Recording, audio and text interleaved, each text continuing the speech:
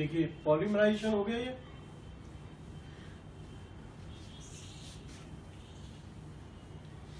अब हम लोगों ने एल्केन्स के बारे में पढ़ लिया, एल्कीन्स के बारे में पढ़ लिया और एल्काइंस के बारे में पढ़ लिया। इनके बाद हमारे कुछ एरोमेटिक हाइड्रोकार्बन्स और होते हैं।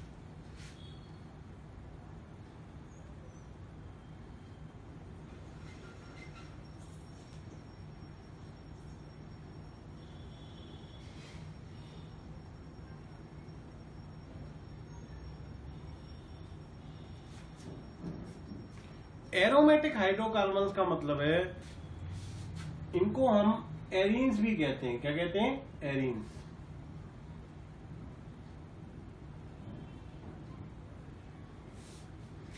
जितने भी बेंजीन कंपाउंड है,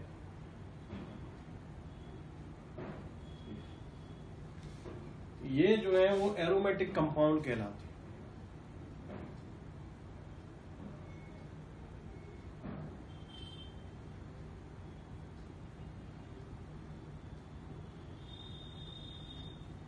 ये क्या कहलाते हैं? Aromatic compound. ज्यादातर जो एरोमेटिक कंपाउंड होते हैं उनके अंदर प्लीजेंट स्मेलिंग होती है, एक मनमोहक खुशबू होती है, एक अच्छी सी खुशबू होती है। किसी भी प्लीजेंट स्मेलिंग को हम ग्रीक वर्ड में अरोमा कहते हैं। क्या कहते हैं? अरोमा। उसी पॉइंट से यहां पर ये नाम आया एरोमेटिक हाइड्रोकार्बन।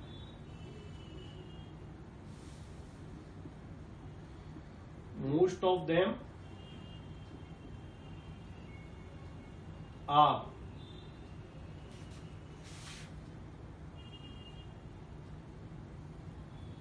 have pleasant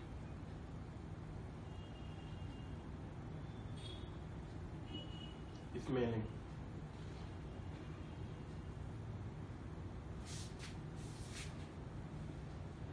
इसको हम किस वर्ड से यूज करते हैं? अरोमा। आप लोग जानते होंगे अरोमा मतलब pleasant smelling.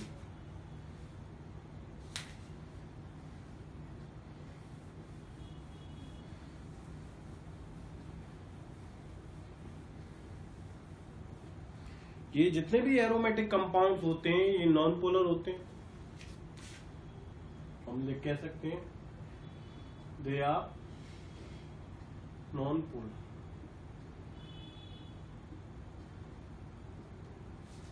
Aromatic compounds two type के होते हैं।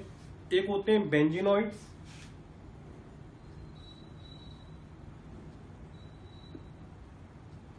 एक होते हैं नॉन बेंजीनॉइड्स।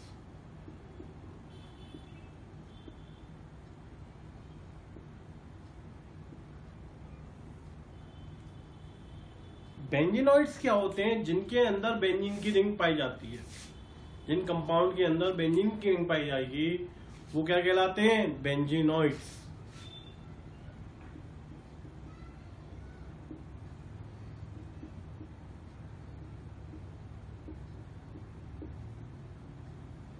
हैविंग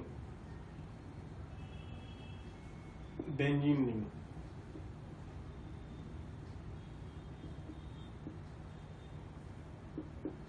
यानी जिन एरोमेटिक कंपाउंड्स के अंदर बेंजीन की रिंग होती है वो सभी बेंजीनॉइड्स कहलाते हैं। लेकिन जिन कंपाउंड्स के अंदर बेंजीन की रिंग नहीं होती है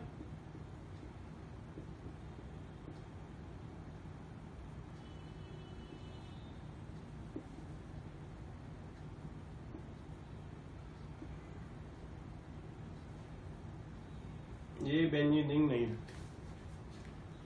बेंजीनॉइड जिनके अंदर बेंजीन की रिंग पाई जाती है, नॉन बेंजीनॉइड्स जो बेंजीन की रिंग नहीं।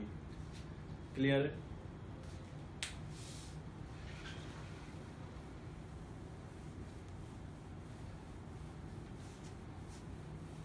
नेक्स्ट पॉइंट पर आते हैं, स्ट्रक्चर।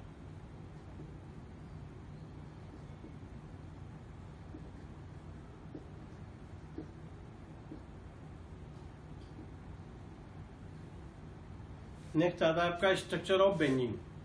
बेंजीन का स्ट्रक्चर। अब इनिशियली काफी सारे लोगों ने बेंजीन के स्ट्रक्चर के बारे में जानने की कोशिश की, लेकिन इसका जो स्ट्रक्चर है जो हमें मिला वो केकले द्वारा दिया गया है।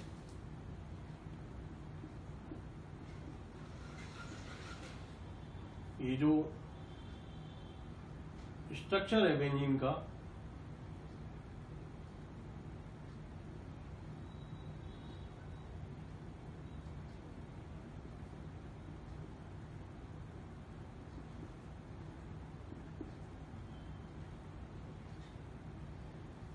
ये किसने दिया हुआ है? केकुले। इसको इस तरीके से भी डिनोट करते हैं लाइन स्ट्रक्चर में। ये जो अंदर बॉन्ड्स लगे हुए हैं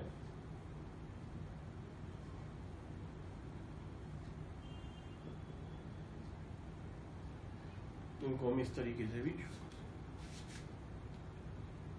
लेकिन ये केकुले का जो स्ट्रक्चर है ये कंप्लीटली बेंजीन को सर्टिफाइड नहीं करता है। तो इसके कुछ रेजोनेटिंग स्ट्रक्चर्स पाए जाते हैं।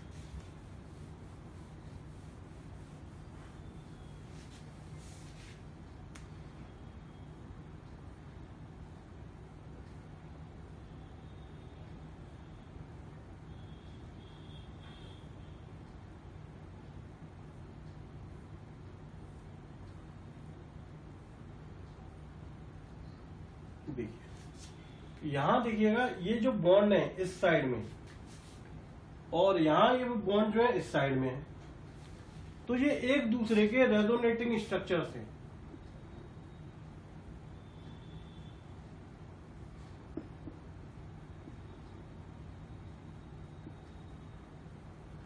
इसका मतलब है ये एक स्ट्रक्चर्स है जिनसे हमें बेंजीन जैसा स्ट्रक्चर मिल सकता है। इनको हम कैनोनिकल फॉर्म्स भी कहते हैं।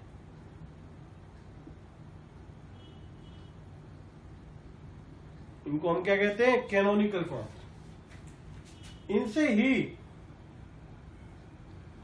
एक रेजोनेंस हाइब्रिड मिलता है। इसको कहते हैं रेजोनेंस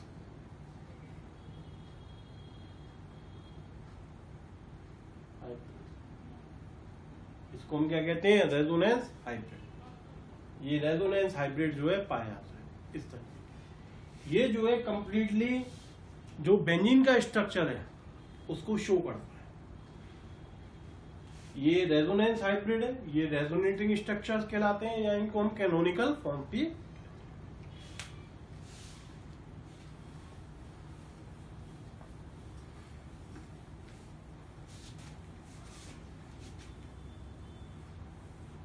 ये जितने भी एरोमेटिक कंपाउंड्स हैं इनको किस तरीके से हम पहचान सकते हैं? तो उसके लिए एक रूल है, हकिल्स रूल।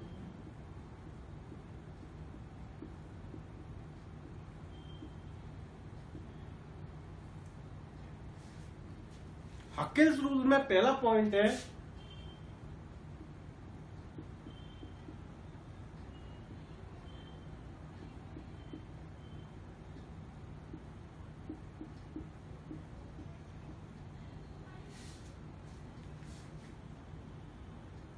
जितने भी एरोमेटिक कंपाउंड्स हैं उनके अंदर पाई इलेक्ट्रॉन्स का डीलोकेलाइजेशन होता है।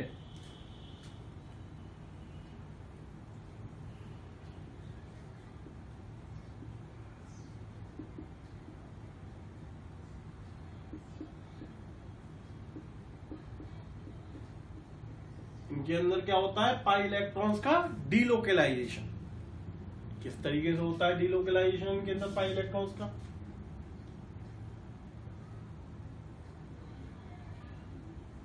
ये देखिएगा, हमारे पास अगर एक बेंजीन का स्ट्रक्चर है,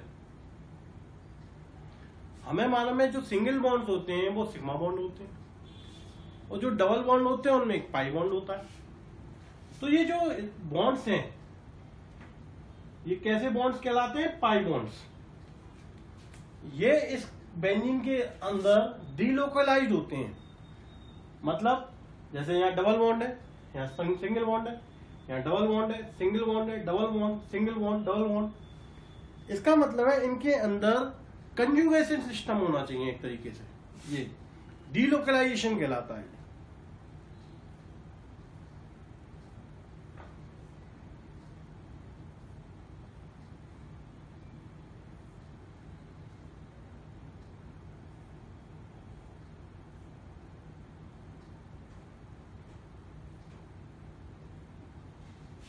अब देखिए ये तो है आपका बेंजीन, इसमें देखिए double bond, single bond, double bond, single bond, double bond, single bond, double bond, single bond, double bond, single. इसका मतलब है इसके अंदर डीलोकलाइजेशन पाया है। ये कैसा कंपाउंड है? एरोमेटिक। ये कैसा कंपाउंड है? Aromatic.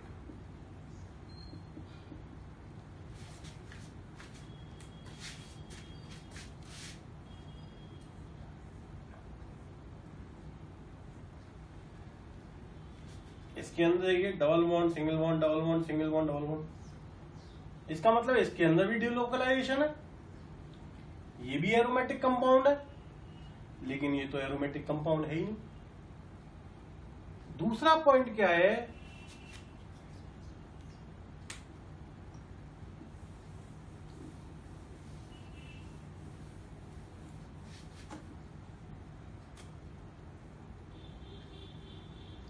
they follow 4n+2 rule. 4n+2 rule का मतलब है ये पाई इलेक्ट्रॉन्स को डिनोट करते हैं।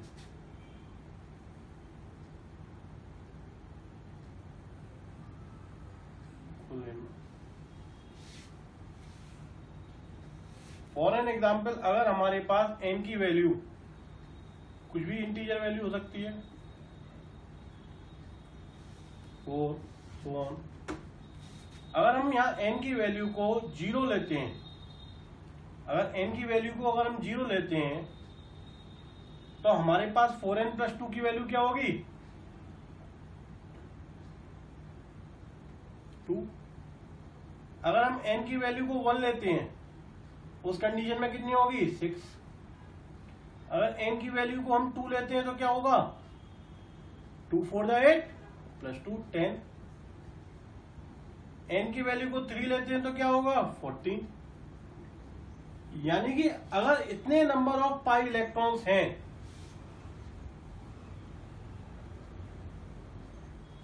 किसी भी एरोमेटिक कंपाउंड में तो वो क्या कहलाएगा? एरोमेटिक। देख लेते हैं।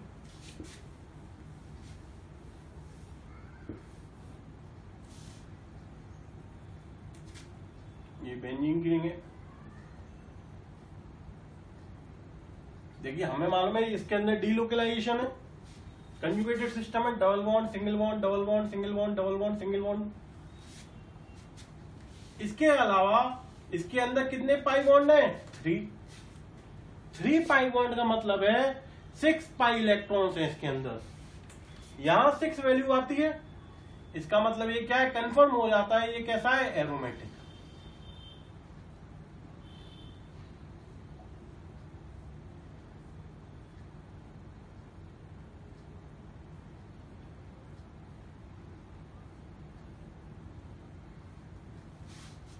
टेन 5 पाई बॉन्ड्स है, इसका मतलब है 10 इलेक्ट्रॉन्स हो गए, 10 इसके अंदर मौजूद है। इसका मतलब ये कैसा है? एरोमेटिक। इसमें देखिए इसके अंदर कंजुगेशन पाया जा रहा है, डीलोकलाइजेशन ऑफ पाई इलेक्ट्रॉन्स है, लेकिन नंबर ऑफ पाई बॉन्ड्स कितने हैं? 2, यानी 4 इलेक्ट्रॉन्स है। कितने इलेक्ट्रॉन्स है? 4। क्या यहाँ पर कोई 4 है? नहीं है। इसका मतलब ये नॉन एरोमेटिक है, ये एरोमेटिक कंपाउंड। क्लियर हो गया इतनी बात? एक दो बार और समझिएगा इसको। डीलोकलाइजेशन मतलब conjugation, pi bond, double bond, single bond, double bond, single bond, double bond, इस तरीके से देख लीजिएगा।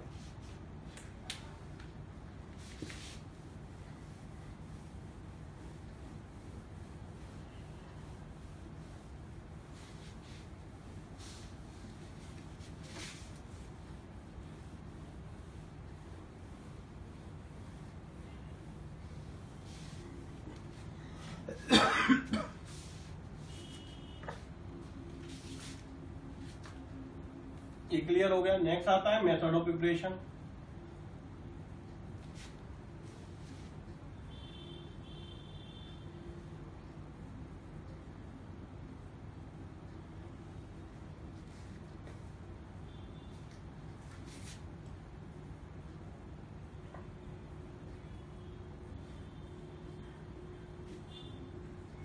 Method of preparation of aromatic compound. इनमें पहला है साइक्लिक पॉलीमराइजेशन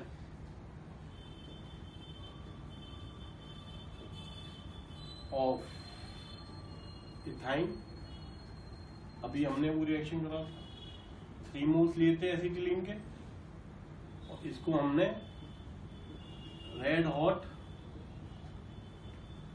आयरन ट्यूब से पास किया था, तो हमें क्या मिल गया था?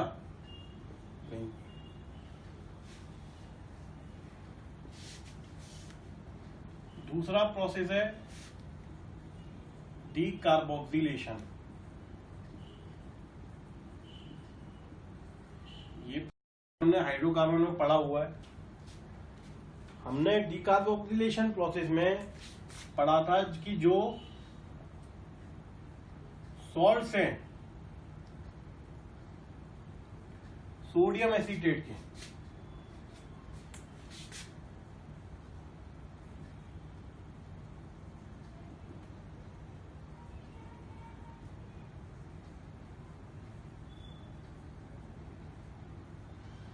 ये कहलाएगा sodium salt of benzoic acid. जब हम इसका रिएक्शन सोडा लाइम से कराते हैं,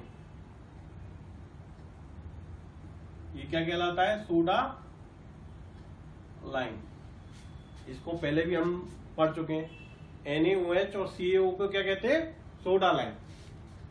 सोडा लाइम के साथ इसको जब हम हीट करते हैं तो हमें मालूम है ये जो कार्बन है ये यहां से हट जाता है पूरा मॉलिक्यूल, और क्या बन जाएगा? बेंजीन प्लस Na2CO3 बनता है। क्या बनता है? Na2CO3। यहां जो कैल्शियम ऑक्साइड डाला गया है ये NaOH की रिएक्टिविटी को कम करने के लिए डाला गया है।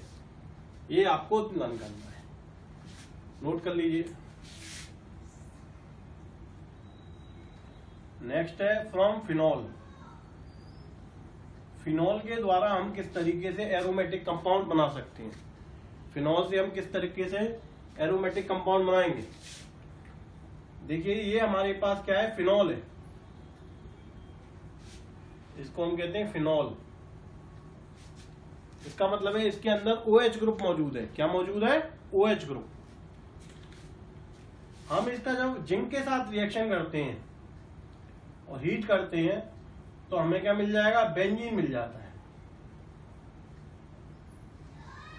इसके साथ साथ इसमें जिंक ऑक्साइड भी बनता है। क्या बन जाता है? Zinc oxide. ये फिनॉल जो है जिंक के साथ रिएक्शन करके जब हम इसको हीट करते हैं तो ये क्या बना लेता है? बेंजीन बना लेता है। क्या बना लेता है? बेंजीन। इसके साथ साथ जिंक ऑक्साइड भी बनता है। ये आप नोट कर लीजिए।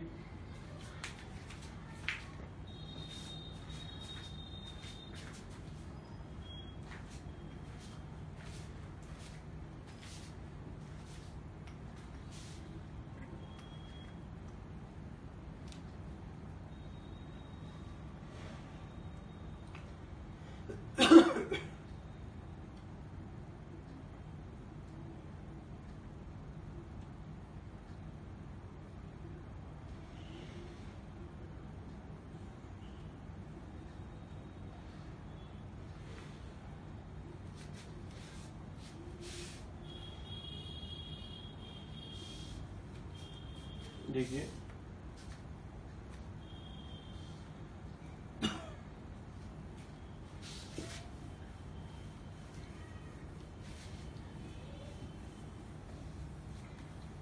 नेक्स्ट आती है इनकी प्रॉपर्टीज।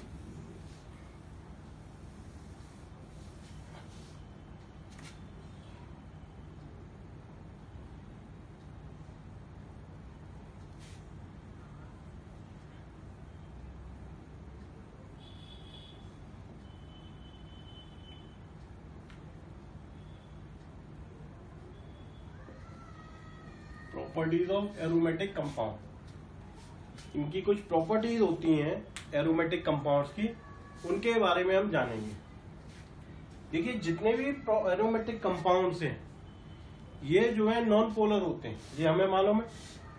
ये कैसे होते हैं? Non polar. इसके अलावा ये इलेक्ट्रोफिलिक सब्स्टिट्यूशन रिएक्शन शो करते हैं।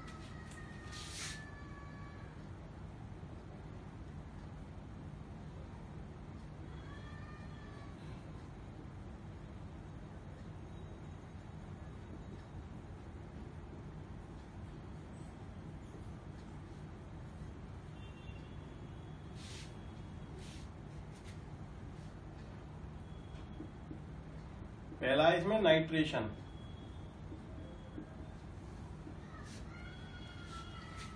नाइट्रेशन प्रोसेस जो है हर चैप्टर में आपको मिलेगा, 12th क्लास के हर चैप्टर में मिलेगा। कंडीशंस वही आएंगी, केवल मॉलिक्यूल्स चेंज होते जाएंगे। यहां हम बेंजीन लेंगे, बेंजीन का रिएक्शन जो है वो कंसंट्रेटेड HNO3 के साथ होगा। किसके साथ होता है? HNO3 in the presence of concentrated H2SO4। किसके साथ होगा? Concentrated H2SO4। तो यहां बेंजीन के ऊपर क्या लग जाएगा? NO। क्या लग जाएगा यहां पर? NO। इस प्रोसेस को हम कहते हैं नाइट्रेशन। दूसरा है सल्फोनेशन।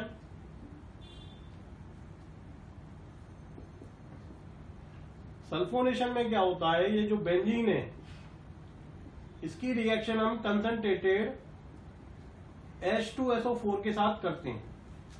इसकी रिएक्शन किसके साथ करते हैं? Concentrated H2SO4। कंसंट्रेटेड H2SO4 के साथ रिएक्शन करने पर यहां क्या लग जाता है? SO3H। ये कहलाता है बेंजीन सल्फोनिक एसिड, और ये कहलाएगा नाइट्रो बेंजीन। नोट कर लीजिए।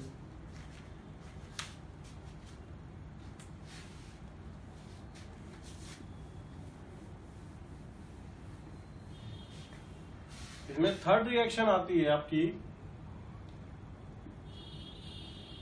हैलोजिनेशन।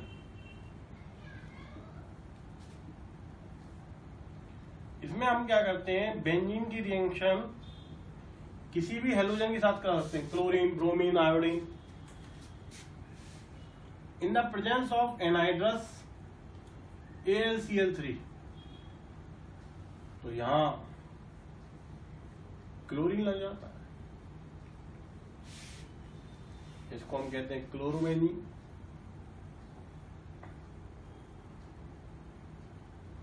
इसको हम क्या कहते हैं? क्लोरोबेंजीन।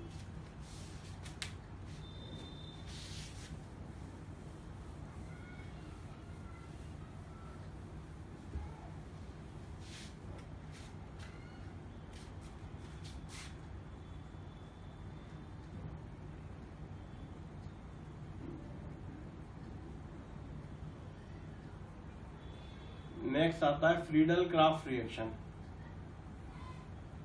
यहां पे ऐसे लिख लें, पहला लिख लें alkylation reaction, Friedel craft alkylation reaction. इसमें क्या करते हैं? हमारे पास बेंजीन है, इसकी एल्काइल हैलाइड रिएक्शन कराते in the presence of anhydrous AlCl3। देखिए फ्रीडल क्राफ्ट रिएक्शन में हमेशा एनहाइड्रस AlCl3 का यूज करते हैं। एल्काइलेशन रिएक्शन में CH3Cl से रिएक्शन होगा या किसी एल्काइल हैलाइड से रिएक्शन होगा। तो ये जो CH3 है ये इसके ऊपर आ जाएगा, इसको हम कहते हैं टोल्यून।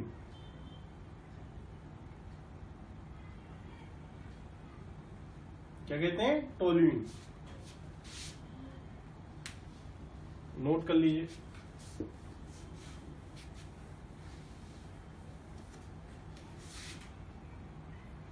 नेक्स्ट आता है इसी में Friedel Crafts acylation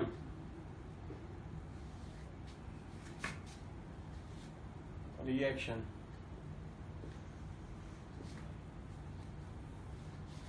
Friedel Crafts acylation reaction में देखिए ये बेंजीन है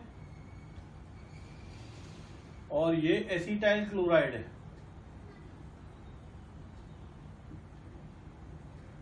या इसे हम अकाइल क्लोराइड भी कहते हैं। रिएक्शन जो है फ्रीडल क्राफ्ट रिएक्शन वो किसकी प्रेजेंस में होगी? एनहाइड्रस AlCl3 की। अब यहां पर जो Cl है वो तो निकल जाएगा और बेंजीन के ऊपर क्या आ जाएगा? COCH3। ये जो है कहलाता है एसीटोफिनॉन।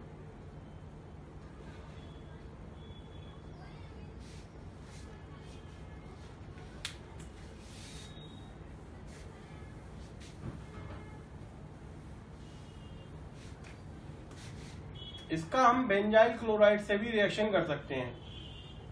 देखिएगा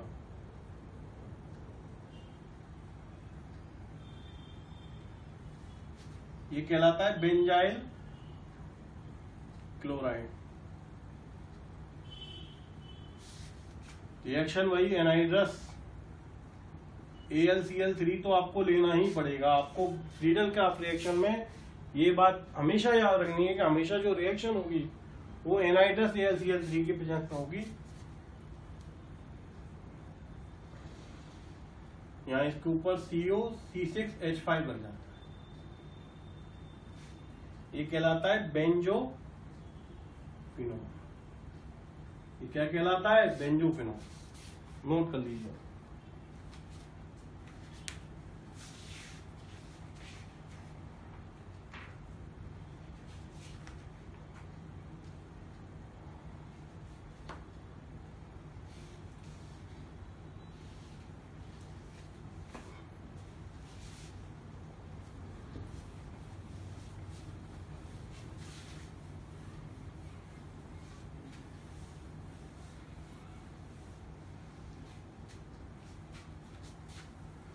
इसी के अंदर अगर हमें एक्सेस में हमारे पास हेलोजन है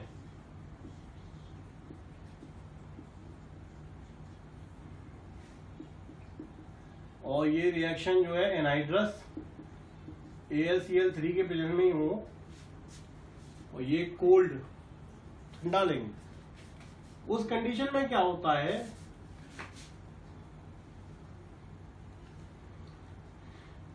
यहां जितने भी कार्बन है उन सबसे हेलोजन जुड़ जाता है, हाइड्रोजन हट जाता है और हेलोजन इस तरह।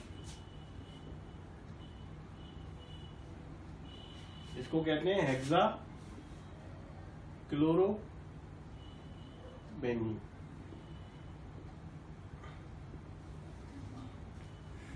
नोट कर लीजिए।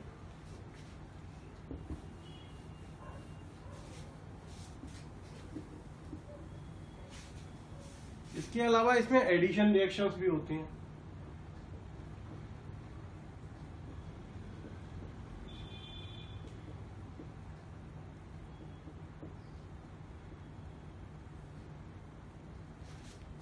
एडिशन रिएक्शन में क्या होता है?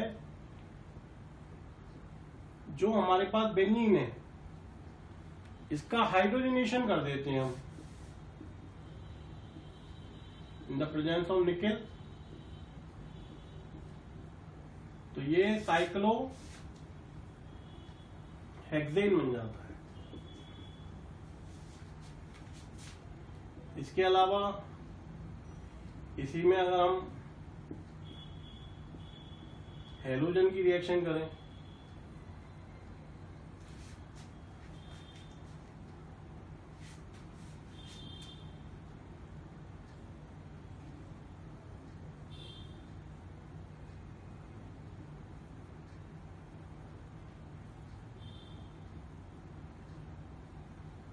इस तरीके से बन जाएगा।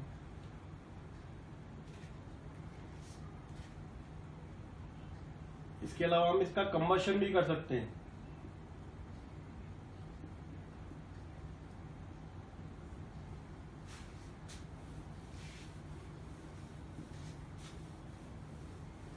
कंबशन आप लोगों को मालूम है, कंबशन कैसे करते हैं?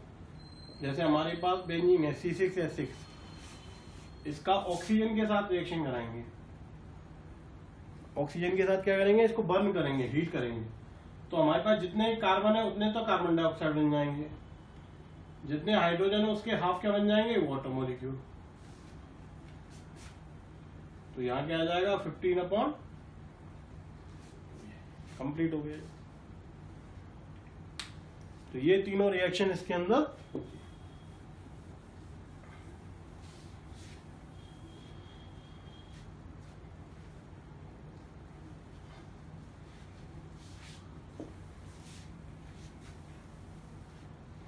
अब देखिएगा, जितने भी एरोमेटिक कंपाउंड होते हैं,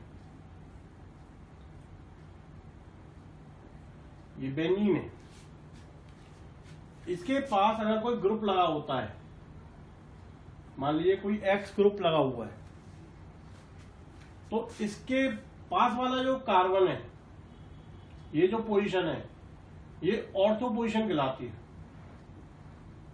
ये पोजीशन क्या कहलाती है? ऑर्थो। इस साइड में भी और इस साइड में भी।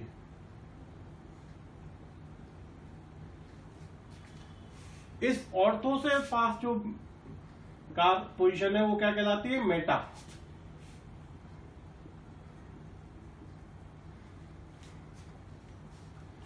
और ये नीचे वाली जो पोजीशन है ये कहलाती है आपकी पैरा पोजीशन। अगर कोई आपसे पूछता है कि इस बेंजीन की रिंग में आपको बताना है कि ऑर्थो मेटा पैरा पोजीशन कौन सी है, तो आपको ये कहना है कि इसके अंदर कोई ऑर्थो मेटा पैरा पोजीशन नहीं है, जब तक इसके अंदर कोई ग्रुप ना लग जाए। यहां अगर ग्रुप लग गया कोई, अगर आप अब पूछता है आपसे ऑर्थो मेटा पोजीशन कौन सी है, तो ये दोनों जो पोजीशन वो ऑर्थो हो गई, इनके पास वाली पोजीशन क्या हो गई? मेटा, और जो सामने वाली पोजीशन है वो क्या हो गई? पैरा। क्लियर है? इतनी बात ध्यान रखिएगा इस चीज को। अब ये जो ग्रुप है, इस ग्रुप के अलावा अगर कोई ग्रुप आता है बेंजीन रिंग पर, तो ये ग्रुप डिसाइड करेगा कि वो जो आने वाला ग्रुप है वो ऑर्थो पोजीशन पे बैठेगा, मेटा पोजीशन पे बैठेगा या पैरा पोजीशन पे बैठेगा। तो सबसे पहले हम पढ़ते हैं ऑर्थो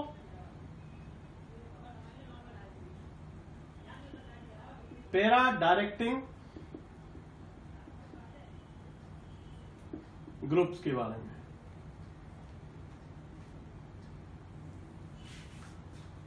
अब हमें मालूम है जहां डेंसिटी ज्यादा होती है, जहां पैसा ज्यादा होता है, जहां अच्छा सिस्टम होता है, लोग वहीं आकर्षित होते हैं।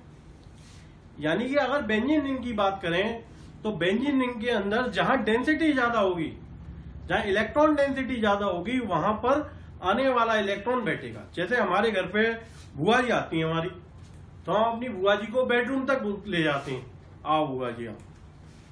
कोई हमारे फूफा जी आए तो उनको हम कहाँ रखेंगे? ड्राइंग रूम में बैठा देंगे। तो आने वाला पर्सन कहाँ बैठेगा और वो किस लेवल का है? बुआ जी तो अपने घर की हैं, अंदर बैठा दिया। फूफा जी तो थोड़े से बाहर के हैं, तो उनको ड्राइंग रूम में बैठाया, फिर धीरे धीरे अंदर लाएंगे। इसी तरह जो ऑर्थो पैरा डायरेक्टिंग ग्रुप होते हैं, अब देखिएगा,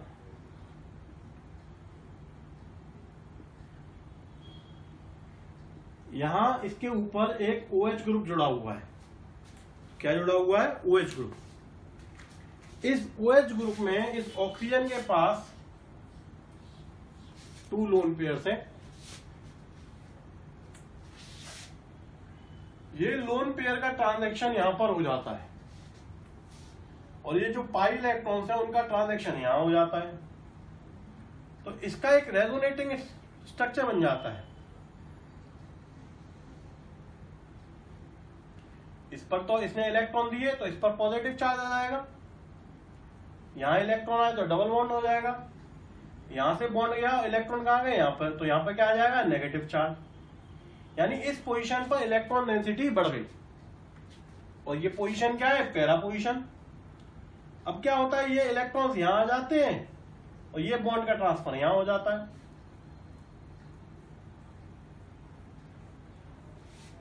ऊपर वाला मामला तो वैसे ही रहेगा, ये जो है यहां आ जाएगा, ये जो इलेक्ट्रॉन्स है यहां आ जाएंगे, ये बॉन्ड यहां आ जाएगा, इलेक्ट्रॉन डेंसिटी यहां पर ज्यादा है।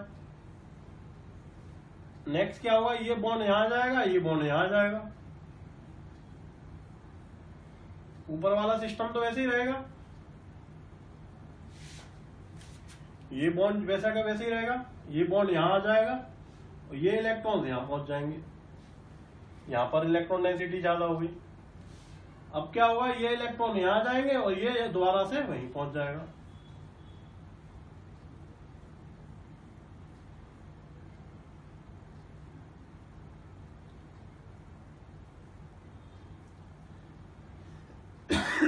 ये देखिए, तो ये जो है इस बेंजीन एंड फिनॉल के रेजोनेटिंग कंपाउंड्स हैं, स्ट्रक्चर्स हैं। और यहां डेंसिटी कहां कहां बढ़ी हुई है, एक तो ऑर्थो पोजीशन पर और एक पैरा पोजीशन पर। यानी OH जो है अपने आने वाले ग्रुप को कहां बैठाएगा, या तो ऑर्थो पोजीशन में बैठाएगा या फिर पैरा पोजीशन में बैठाएगा। ऐसे ग्रुप्स को हम कहते हैं ortho and para directing group, ortho para directing group कहा जाता है।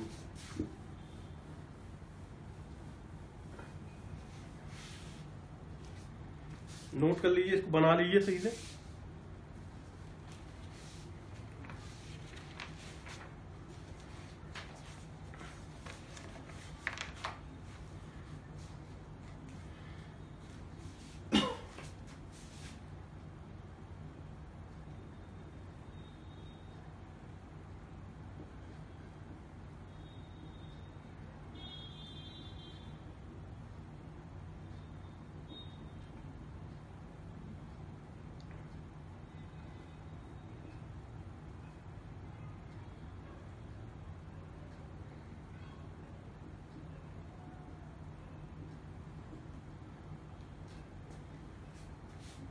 ये जो है एक्टिवेटिंग ग्रुप्स कहलाते हैं।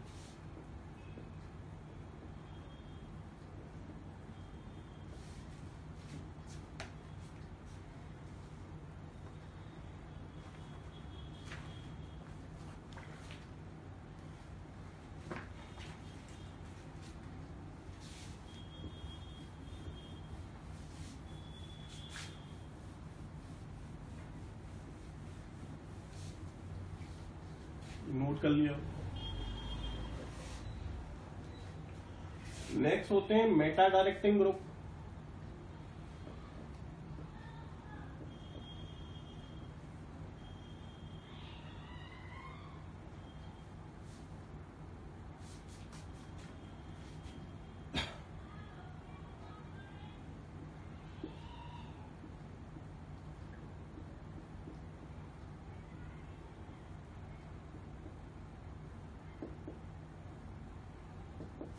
देखिए, ये हमारा कंपाउंड,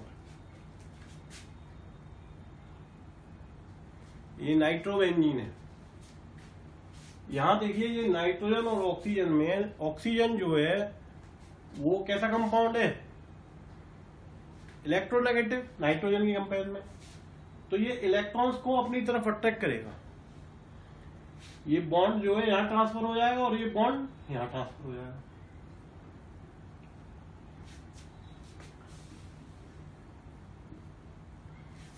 देखिए, यहां तो डबल बॉन्ड आ जाएगा,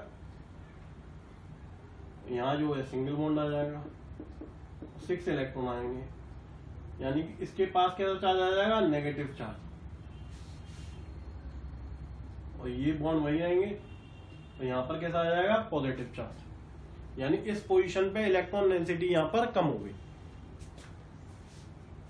अब क्या होता है, ये जो बॉन्ड है ये यहां ट्रांसफर हो जाएगा,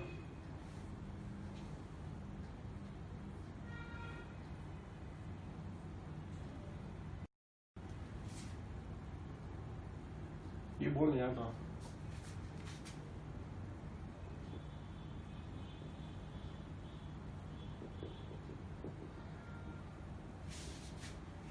ये बॉन्ड जो है यहाँ से यहाँ ट्रांसफर हो गया, तो यहाँ पे पॉजिटिव चार्ज आ जाएगा, यानी अब यहाँ पर इलेक्ट्रॉन डेंसिटी कम हो गई। अब ये बॉन्ड यहाँ पर आ जाएगा।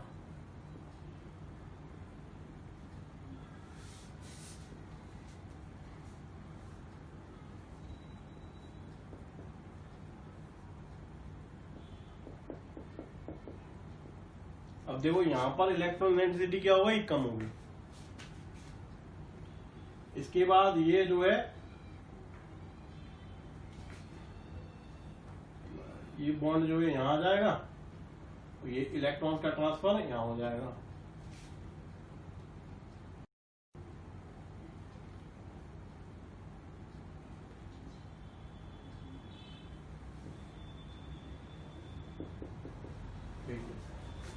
तो यहाँ पर देखिए इस ऑर्थो पोजीशन पे देखिएगा और इस पैरा पोजीशन पे और यहाँ ऑर्थो पोजीशन पे, इन तीनों पोजीशन पर इलेक्ट्रॉन डेंसिटी कम है। और इलेक्ट्रॉन डेंसिटी यहाँ बेंजीन में कहा जाता है, यहाँ पोजीशन पे, इस पोजीशन पे जाता है। तो यहाँ मेटा पोजीशंस पर इलेक्ट्रॉन डेंसिटी यहाँ पर ज्यादा है, तो यानी आने वाला ग्रुप कहाँ जुड़ेगा, इन पोजीशन पे जुड़ेगा, मेटा पोजीशन पे जुड़ेगा। इसलिए हम इनको क्या कहते हैं, मेटा डायरेक्टिंग ग्रुप्स।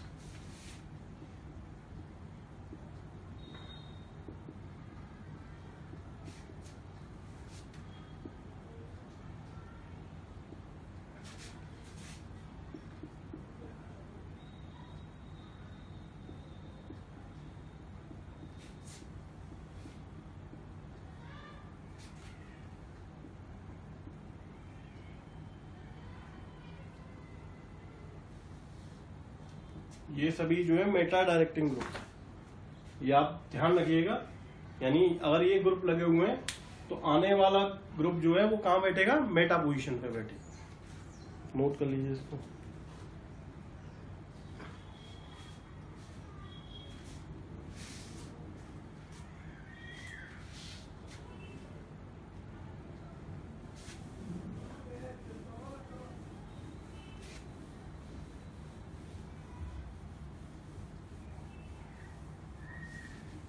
नेक्स्ट आता है आपका कार्सिनोजेनिसिटी और टॉक्सिसिटी। देखिए ऐसे एरोमेटिक कंपाउंड जिनके अंदर 2 से ज्यादा बेंजीन रिंग होती हैं, उनके अंदर कार्सिनोजेनिसिटी पाई जाती है, यानी वो कैंसरस होते हैं। कैसे होते हैं, cancerous.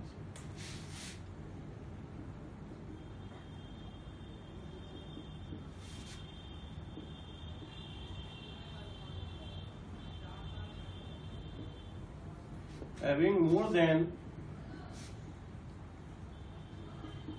2 benzene rings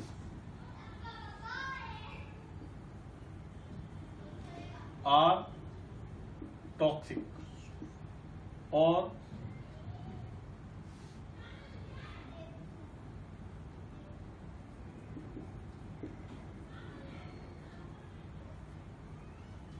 it is cancerous.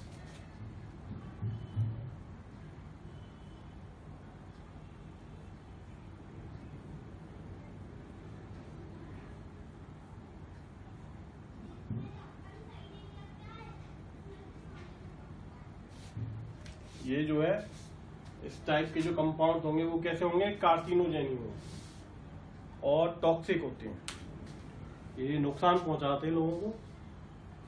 ये आपका पूरा कंप्लीट हो गया है हाइड्रोकार्बन। इससे रिलेटेड जो भी क्वेश्चंस हैं आप मेरे से पूछ सकते हैं जब भी आप पूछना चाहें। और यही हाइड्रोकार्बन है कंप्लीट, इसके अलावा ज़्यादा कुछ नहीं आता है। बेसिकली एनसीईआरटी बेस्ड ही आपका आएगा।